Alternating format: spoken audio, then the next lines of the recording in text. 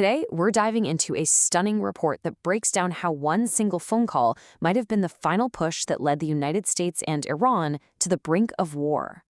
And really, that's the billion-dollar question here, isn't it? How does a president who runs on an America First platform, promising to stay out of foreign conflicts, end up ordering a massive strike on Iran? What we're going to unpack based on this report is a political story that suggests the answer is a complicated mix of intelligence, personal persuasion, and a window of opportunity that was slamming shut. So let's set the scene. It's late February 2026. You can just feel the tension in the air. The U.S. military has been building up its forces in the region for weeks, and in Washington, pretty much everyone knew a strike was on the table. The big question was just, when? Okay, so this brings us to what might be the single most important moment. According to this account, it all comes down to one last-minute phone call between two world leaders, a conversation that laid out an urgent case for why they had to act, and act now. All right, so here's the reported play-by-play. First, you've got U.S. and Israeli intelligence learning that Iran's supreme leader, Ali Khamenei, has a big meeting scheduled with his top people. But then, bam, new intel drops, the meeting's been moved up, which means the timeline for any kind of action just got a whole lot shorter. And that's when Israeli Prime Minister Benjamin Netanyahu apparently picks up the phone. So what did he say?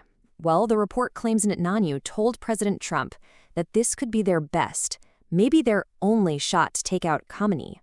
And the pitch was basically a two-for-one deal. Not only could they eliminate a major adversary, but they could also frame it as payback for Iran's alleged plots to assassinate Trump. It was a chance, he reportedly said, to truly make history.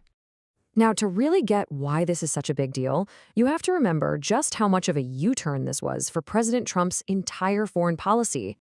And yeah, this slide just lays it all out, doesn't it? The 2024 campaign message couldn't have been clearer. Stay out of messy foreign conflicts, put America first, and talk to Tehran. But by 2026, that entire policy had been thrown out the window in favor of a major military strike. So how on earth did we get from there to here? Well, the journey from diplomacy to war seems to have been slow and then all at once. According to this account, it starts when those nuclear talks fall apart in the spring of 2025. That's when President Trump reportedly started looking at military options, which led to that first joint U.S.-Israeli strike in June. And even though Trump was publicly taking a victory lap, behind closed doors, the talk about a second, even bigger strike had already begun. Okay, so let's dig into how the stage was set for this huge decision. You know, a choice like this doesn't just happen out of nowhere. It seems there was a combination of world events and a pretty relentless lobbying effort that helped pave the way. So, early in 2026, two big things happen that apparently really move the needle.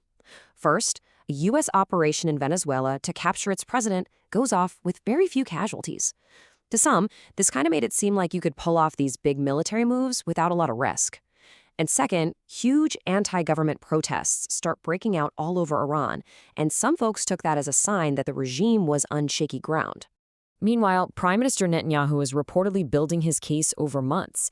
He apparently wasn't happy with that first strike. Later, he's pointing to Iran's growing missile program, painting this picture of a direct threat to the U.S. And he kept framing any new action as something that had to be done in response. And all this pressure, this intelligence, this persuasion, this is what leads up to President Trump finally giving the green light for this massive military operation, codenamed Operation Epic Fury. And once the order was given, things happened fast. The go-ahead comes on February 28th. The bombs start falling on Tehran that very morning. And by that evening, President Trump gets in front of the cameras and tells the world that the main target, Iran's supreme leader, had been killed. So what was the official reason given? Well, the White House laid out some pretty big goals. This wasn't just about taking out the leadership. The stated mission was to completely dismantle Iran's military machine, its missiles, its navy, its ability to fund other groups, and make absolutely sure it could never, ever get a nuclear weapon. But, you know, as we see so often with these huge conflicts, there's what you hope will happen, and then there's what actually happens. And the aftermath of Operation Epic Fury was, well, it was no different. And wow, this slide really gets to the heart of the huge miscalculation described in the report. The hope, the argument that was pushed, was that getting rid of Khamenei would pave the way for a more moderate government. But the CIA had apparently predicted something very different, that his son, Mujtaba Khamenei, an even more extreme hardliner, would take over. And that's exactly what happened. It's just a brutal reminder of what can happen when you let wishful thinking get in the way of hard intelligence. And the fallout? It was immediate, and it was global. Iran strikes back at U.S. forces, attacks are launched against American allies in the Gulf. Next thing you know, a crucial shipping route is in chaos, and oil prices go through the roof, hitting wallets all over the world. Basically, it triggered the exact chain reaction that intelligence agencies had warned about. So at the end of the day, what this account really shows us is that this wasn't some simple, clear-cut decision. It was a messy tangle of personalities, intelligence, and political maneuvering. And it really leaves you with the big question. When these history-making decisions are on the line, how much of it is about cold, hard strategy? And how much is about one person whispering in another's ear? You can make history.